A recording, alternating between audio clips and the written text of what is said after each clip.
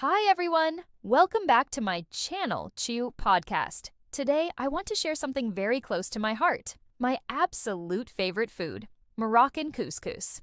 If you've never tried it, couscous is more than just a dish. It's a tradition, a ritual, and a celebration of flavors all in one. And today, I'm going to take you through everything. From its history, the way it's prepared, the smells, the tastes, and why it's so special to me.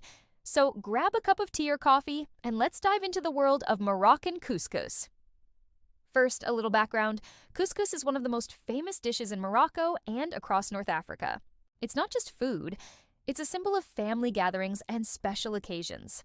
In Morocco, couscous is often eaten on Fridays, which is a traditional day for family meals. The dish is versatile.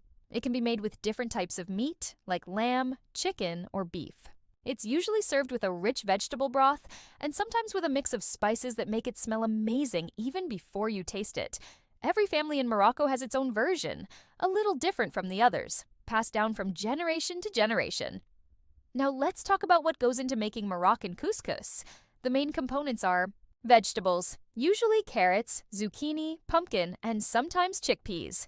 Meat, lamb or chicken is common. Some families even add beef. Spices, a key part of the Moroccan flavor. Spices like saffron, cinnamon, turmeric, and ginger give it that unique aroma. Couscous grains. These tiny semolina grains are light, fluffy, and absorb all the wonderful flavors from the broth. It's really the combination of these ingredients that makes couscous so unforgettable. And the preparation itself is an art. It ends not just throwing things into a pot. Making Moroccan couscous is a careful, step-by-step process. Let me walk you through it. Sautéing the onions. First, we start with onions. They are sautéed in a bit of oil until they are golden and fragrant. The aroma that fills the kitchen at this point is amazing. It's the smell of something special coming to life. Adding the meat and spices, next comes the meat, along with a mix of spices and tomatoes. The meat is cooked slowly in the onions and spices, absorbing all the flavors. This is where patience is key. You don't want to rush this step. Cooking the vegetables. Once the meat is almost ready, we add vegetables. They cook in the broth, absorbing the meat's flavor. The broth itself becomes rich and fragrant, almost like a perfume for the kitchen. Preparing the couscous grains. The couscous is moistened with a bit of oil and water, then steamed over the meat and vegetable broth. This steaming process is repeated several times. After each steaming, the couscous is fluffed with a fork, water and salt are added, and it goes back into the steamer. Final steps. Once fully cooked, the couscous is light, fluffy, and ready to serve. The final touch is pouring the rich broth and vegetables over it. Sometimes raisins or chickpeas are added for extra texture and flavor. Couscous is not just food in Morocco. It's a cultural experience. Eating couscous is about sharing. Families gather around a large plate, using their hands or spoons, laughing, talking, and enjoying each other's company. It's often served during celebrations like weddings, religious holidays, and Friday lunches.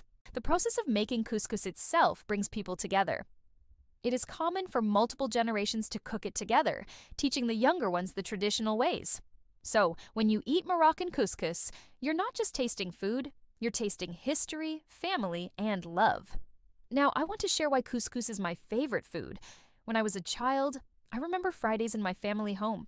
The smell of onions, spices, and simmering meat would fill the house. I would watch my mom or grandmother prepare the couscous, fascinated by the steaming process and how the grains became fluffy and light. Eating it wasn't just about hunger, it was about togetherness. Every bite reminded me of family, laughter, and warmth. That's why couscous will always have a special place in my heart. If you want to try Moroccan couscous at home, here are a few tips. Be patient with the steaming. Fluffy couscous is all about multiple steamings and fluffing. Don't be afraid of spices. The combination of cinnamon, turmeric, and saffron makes the dish magical. Use fresh vegetables if possible. They absorb the flavor of the broth better than frozen ones. And finally, serve it with love. That's what makes couscous taste amazing. So that's my favorite food, Moroccan couscous. A dish full of flavor, tradition, and memories. If you've never tried it, I highly recommend making it or finding a Moroccan restaurant near you. Thanks for joining me today. I hope you enjoyed learning about couscous and maybe even got inspired to try cooking it yourself. If you liked this podcast, please like, comment, and subscribe. I'd love to hear about your favorite foods too. Until next time, stay curious, enjoy your meals, and remember, the best flavors are always shared with the people we love.